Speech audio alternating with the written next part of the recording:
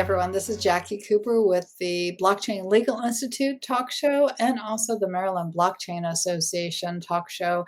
I am very excited to have my guest on today. For those that are listening to a recording and then also maybe connecting with us during different events, definitely for sure, you need to go to the links that will be below so that way you can hit and learn more about what FP Block is doing. And today I have Wesley on, and we've been having a non-recorded conversation prior to our member bite talk show that we're going to have to kind of recapture because Wesley's background is phenomenal from both the tech and also the business knowledge perspective. I mean, for those that are following me, you know that my background is law and education and also business development. And with the Blockchain Legal Institute, I'm always looking at where is the direction of compliance going within the blockchain space, but also what's going on within the tech world and how are we integrating the new technologies and how is that supporting those companies in the Web 2 side as well as the Web 3 side.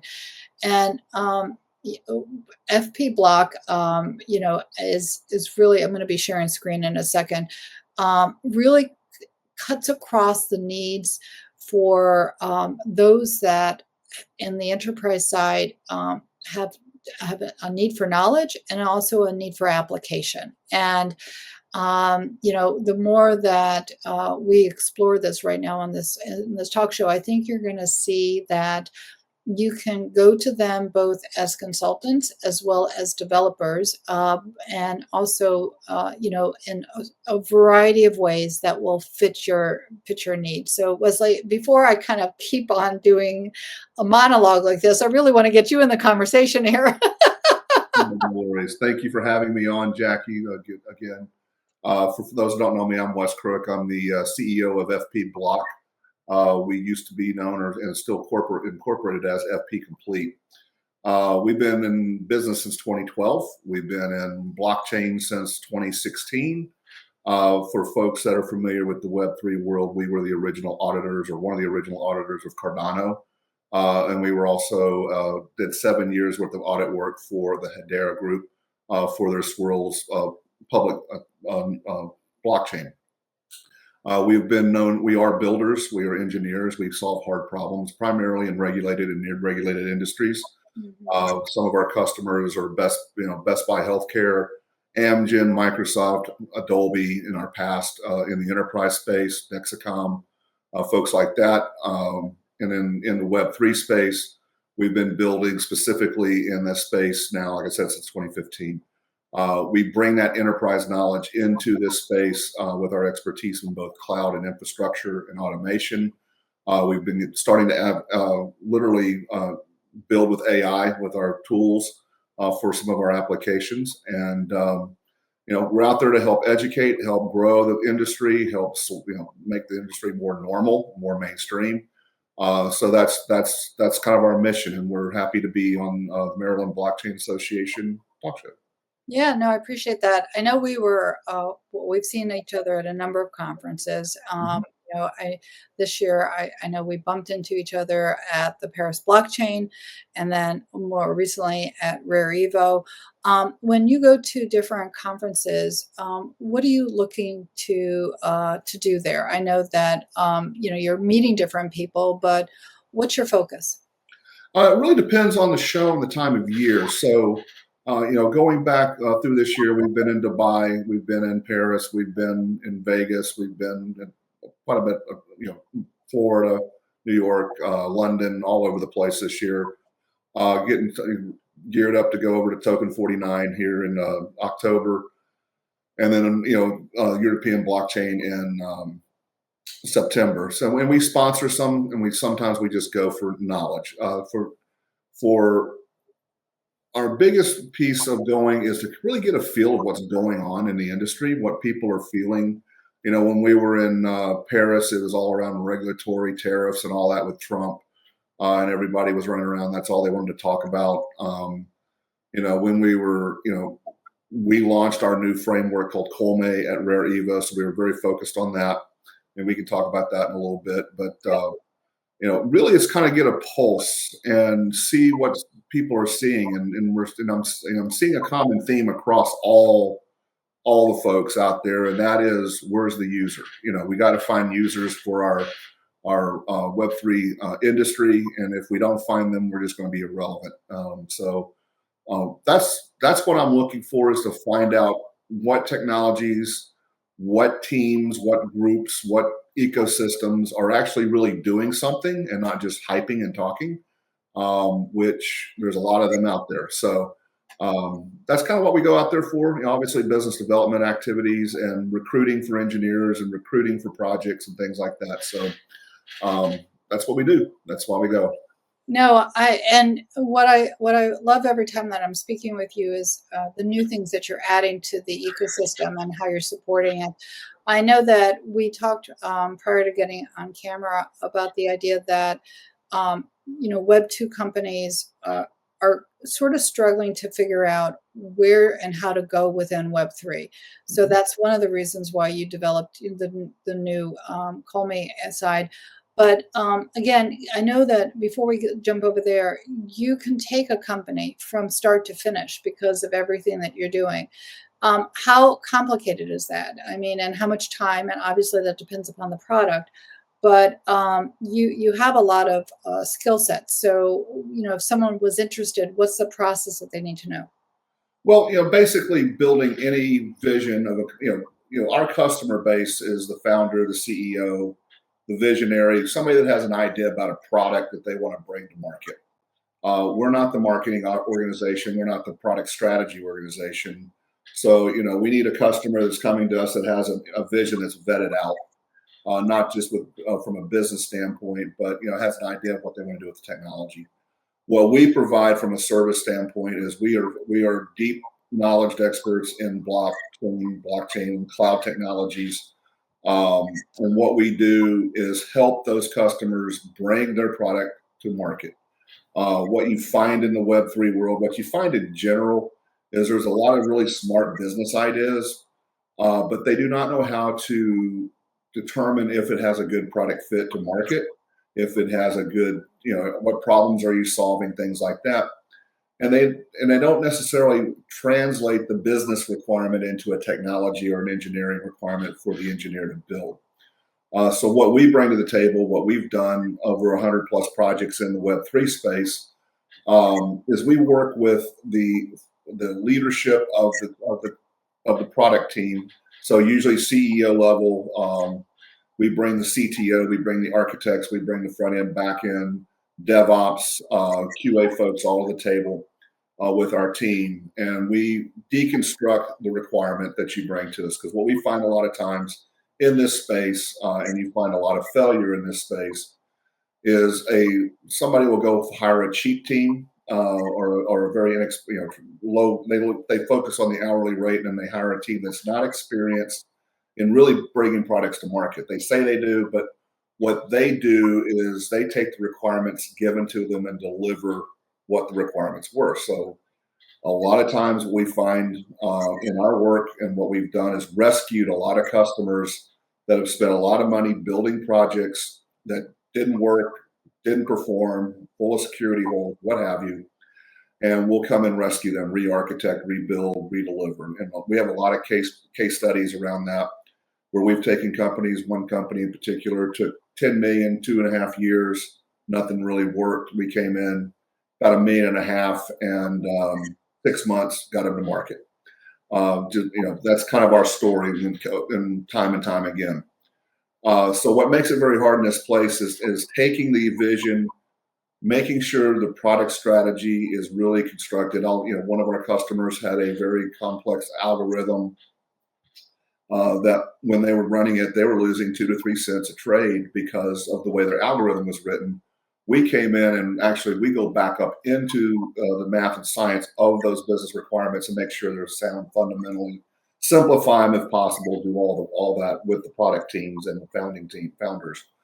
And then we go build. And the reason we can build fast and the reason we build well and quickly for customers is because we do that upfront homework. We make sure we understand what the business requirement is and then translate that into a real engineering requirement that can be delivered. And that's the big fallacy, and that's the big troubling points that you see with a lot of companies is they don't understand how to turn that into real engineering requirements to go build. They just say, go build me a red car, and they just start building a red car. They don't understand why they're building it, what's it for, what's anything about it.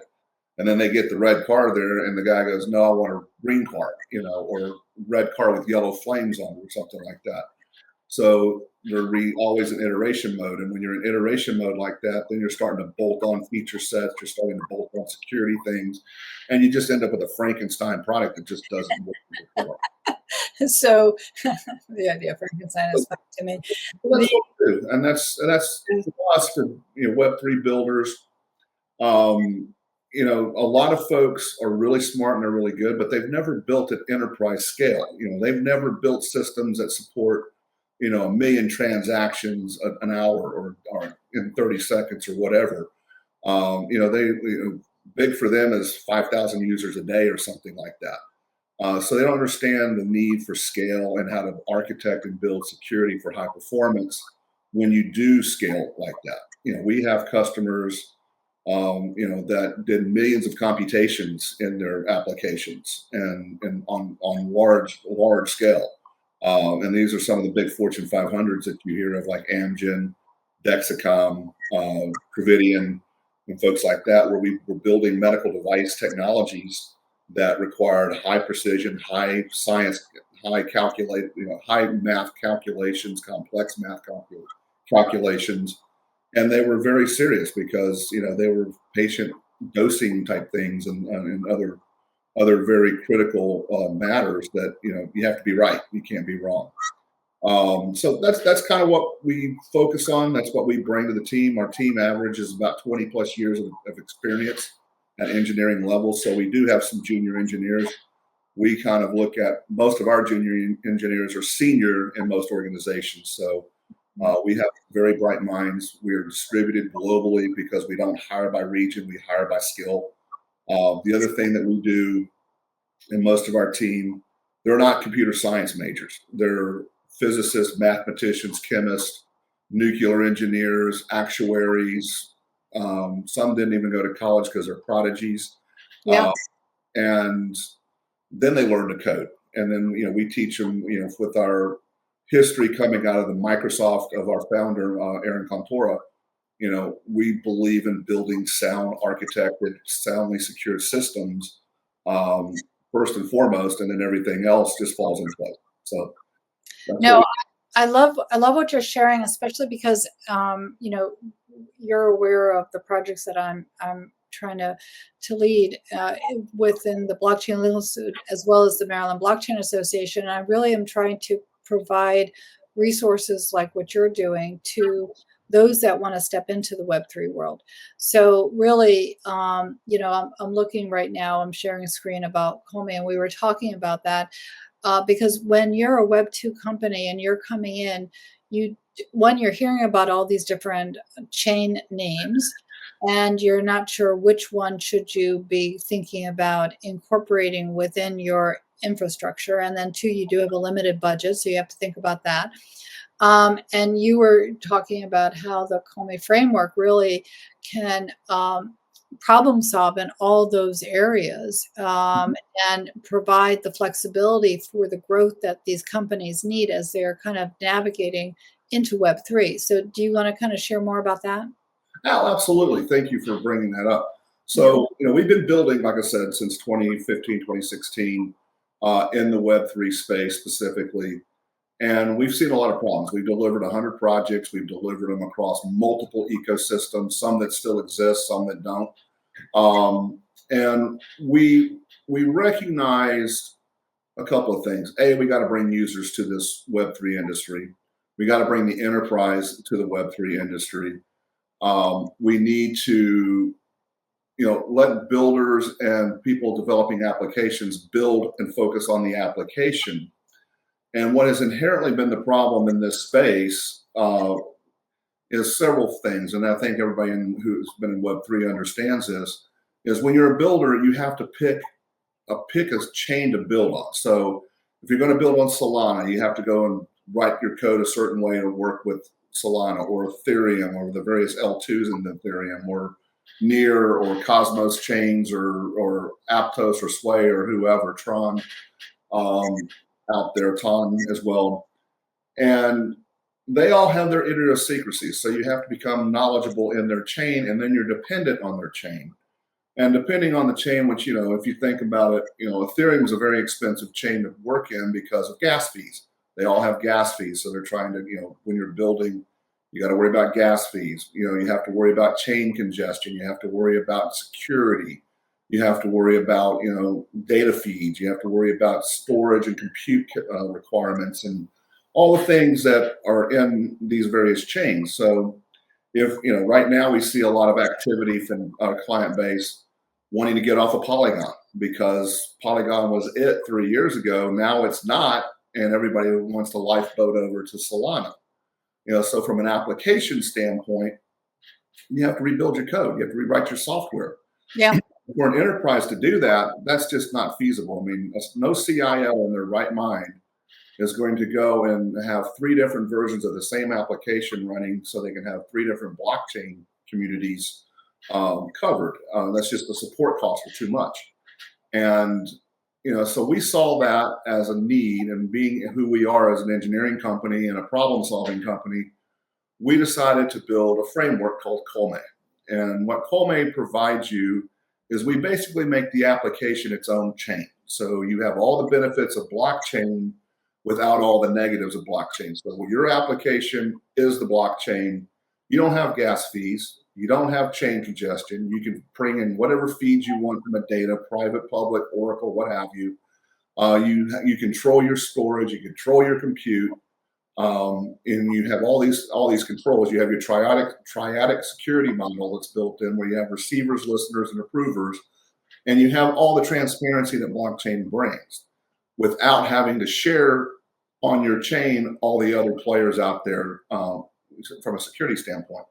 So that gives you, as an application builder, the ability to just build an application one time and build it to meet the user need. And then what Colme will allow you to do is we have the contracts and smart contracts in place that bridge to EVM, to Solana, to all the various other chains. So, unlike most folks out there that are trying to tokenize everything, Colme is an open source, MIT open source product, no cost to the builder, and we don't have a token, and we have no intentions of having a token. We use a native token that's being brought in. So if you have BTC wrapped in Solana, you can bring that into Colme within your application, which is Colme's the infrastructure. You can do all your trade, all your trading, all your e-commerce, whatever you want to do, play your game, fees, what have you. And then when you're done with that and you want to go and off ramp to Solana, or you can go over to Ethereum, even though you came in on Solana or what have you, it'll allow you to do that. So it gives the builder the ability to not be, dependent on a chain, because a lot of chains talk a lot and they don't deliver much. And, they'll sit there and say, hey, we're going to have, I'll pick on Cardano because they're the classic. It took them 7 years or 6 years to bring out their next version of Cardano's chain upgrade. And, it's kind of ridiculous. But, other people we're dealing with today, they were supposed to have certain things out in January. We're in August. We're still waiting on it. So as somebody that has a limited budget, that's trying to get a product to market, they don't want to have to depend on a chain and them delivering something, and it may or may not work. Like Thor, Ruji Network's been down 3 days last week, and that's a big tire fire over there in the Thor chain, Ruji chain space, because they're just not delivering quality. Would I want to build an application over there? No way, because I don't know if it's going to be running. There was traders out there that got liquidated in their trades on the Perps platform because the thing was down. They got liquidated, and that costs money. That's going to drive people away. So anyway, that's what we built Colme for, is to give people that are building applications, regardless if they're Web3 or Web2 or wanting to come into this space, the ability to build applications in the blockchain Web3 world. So that's what it is. We have now several applications running on it. Six Sigma Sports, which is a sports gambling platform, was built on Colme. Eternity.io, which is a gaming platform, is built on top of Colme. We have a product with EOA Labs that's being developed right now on Colme that will allow basically oil and gas settlements in crypto. So oil and gas companies are not very comfortable in the Web3 crypto space, taking digital assets as funds. So we're building an application where the intermediary here can do all the KYC, AML checks, Yep. bring the money in, validate it, make sure it's USDC, USDT, it's real money. They know where it came from. It's not on a blacklist or sanctioned, and then convert it over to fiat and complete the trade on the sell and validate the dip test from the oil company that the oil is what its quality is supposed to be. So there's a lot of projects that we're building on top of Colme just for that reason, because then it's like, we don't care if you have Solana, Ethereum, what have you on the EOA Lab side. We just bring it in, do the validations, move it out. And it can be on any chain to any chain from that standpoint. So there's a lot of applications that can be built. If you look at the cost of building an application within the Web3 space, about 60% of the cost is actually the infrastructure and getting it right. So with Colme, you have infrastructure out of the box, so you don't have to spend all that energy figuring out the chain, figuring out the challenges of the chain. It's there, it works out of the box. It's your chain. You set up your validations how you need to with a minimum of 3, and you just start building the application. So those, that right there will reduce time to market, and that right there will reduce cost. And then when you have a company like FP Block, where we're skilled at doing this and doing this regularly, we can get people to market in 30 days, 60 days, 90 days with Colme, and then leveraging AI. That's one of the things that we're basically coming out with. It just went to mainnet today with one of our clients. Is an agent for a betting platform doing analysis on, they're starting with the NFL. They were doing Major League Baseball, basically looking at analysis of the odds, the bookmaking, and then coming up and saying, this is how much you should bet for this game or this spread, what have you. And then you can make that determination. And the logic seems to be pretty strong. We just launched that technology. It was all built, 95% of it was built using AI. I mean, we had, instead of 5 engineers, scrum masters and all that on top of it on a normal engineering build, we had 2 engineers and a part-time scrum master grind through it. And they did it in about 7 weeks, 8 weeks, which in a normal scope would have been about 18 to 20 weeks. So we're seeing the use of AI. We use AI heavily in our operations around marketing, around testing, around documentation, and now we're starting to bring it into our coding about that and training our engineers to learn how to work with AI. AI is still very primitive. AI still lies a lot.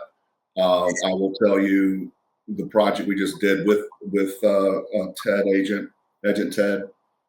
It was painful, very painful.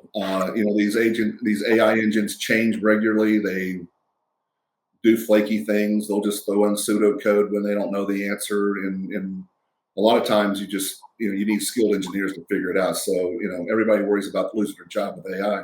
We're going to need more skilled engineers than not, because this stuff is pretty heady stuff. You're right. You're right about that. You still have to critically think about what it is that you see. You just can't always assume that it's correct. Exactly. And so we're very, very, focused on how do we advance technology and simplify it. We want to build for the masses. We want applications that enterprise and customers, like I say to a lot of people, if grandma and grandpa can't use it on their phone or on their laptop or on their iPad, we're never going to get anywhere. So we have to get it to like we are where the iPhone, everybody now has an iPhone or an Android in their hand, and they just hit a button and the application works. They don't care about chain. They don't care about infrastructure. All they know is they hit the button, they get what they want.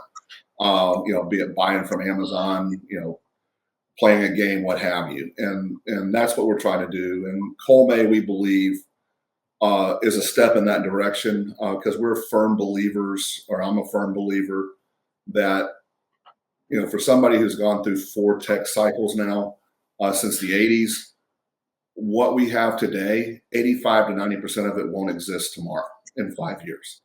So we have all these, if you think about one of the last waves, how many people still remember AOL and Earthlink and all of that? They're gone. They were the players back then. Yahoo, back in the early 2000s, and now they're there, but they're really not there.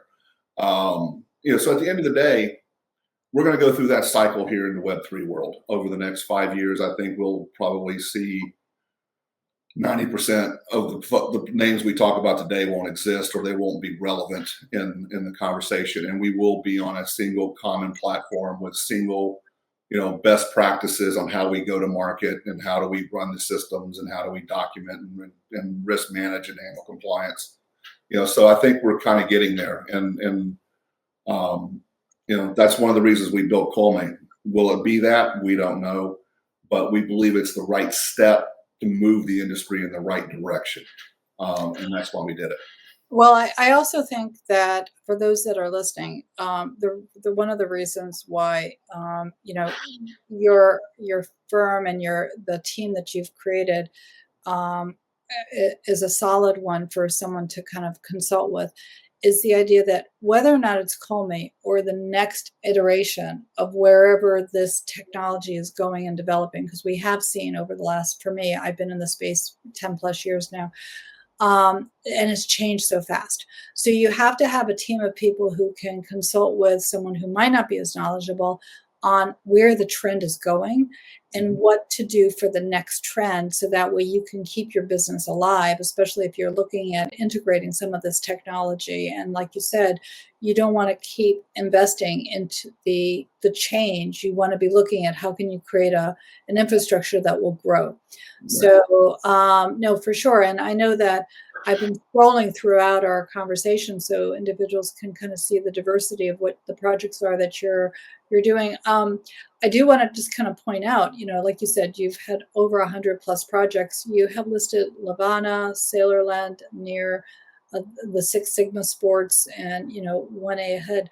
Are there any that before we kind of wrap up, are there any that you want to feature or highlight that might be different than some of the things that we've talked about so far?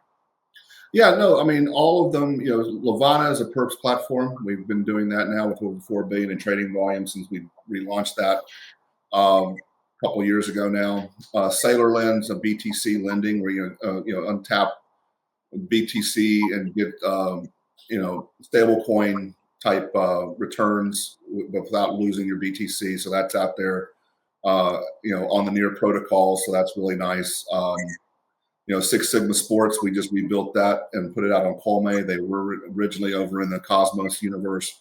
We actually brought them over to the Solana world as well. And that's why we put them on Colme, is because they were moving to different chains fairly regularly. 1A Ahead Technologies is a really neat project that we're working on with a gentleman by the name of Ron Carter.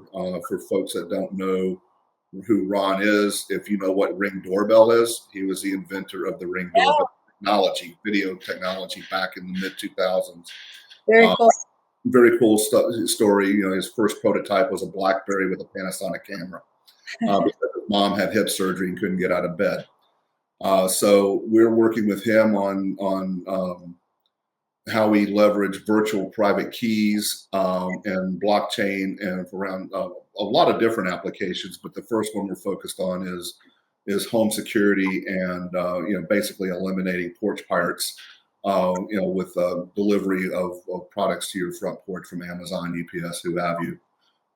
So that's a really good one. We're in a fundraising mode with them. We've built some prototypes. So there's a lot of interest there from folks like Amazon, Google. So that's a pretty exciting one that we're looking to see come out in the next, we're building, so it'll be about a year before we get to market with that one because of the complexity. But there's a lot of different applications that we can use with the technology. Voting is a big one. Military applications are a big one. Yes. Robotics. things of that nature. So we're very excited about that banking. Basically, it'll allow you to eliminate name and password and basically use images on your phone as your ability to unlock doors or open your bank accounts or what have you, and using various cryptology and things of that nature that we've developed. So we're looking forward to that project. So it's a pretty cool one as well. So we got a lot of good stuff out there. Um, you know, Looking for more projects as always, but when we do engage, we engage fully and we deliver, and that's one of our calling cards. Is we are a team that actually delivers results, and we got 100+ projects to prove it. Yeah, no, I appreciate your sharing. I always love doing the member by talk shows just because I'm always learning more about the technology, the vocabulary, and those that are listening also, we are always hosting different virtual events. And Wes is actually going to be on our global summit in October, depending upon when you are listening to this, and that'll be also recorded. And also for our Digital Asset Regulatory Authority September 23rd event, he'll also be on. So you're going to be able to kind of learn more about his insights from a variety of the various events that we're going to be hosting. So, Wes, I really appreciate your being on. I look forward to our other conversations and also learning more. We definitely need to be thinking about having some of these projects that you have on the screen come on, and we can do a talk show where we're talking with them about the project as well. Because, again, a lot of these businesses that are using you and your team are really creating some very useful technologies that will help consumers and businesses across various industries. So I appreciate that. Well, thank you for having me. It's always fun to support the Blockchain Legal Institute and the Maryland Blockchain Association, and we're here to help anybody that needs help figuring out how to get a product to market. For sure. All right, everyone. Have a wonderful rest of your day who's listening, and we will be talking to you soon. There's many other talk shows in the queue, and I cannot wait to share. Everyone, have a great one. Bye.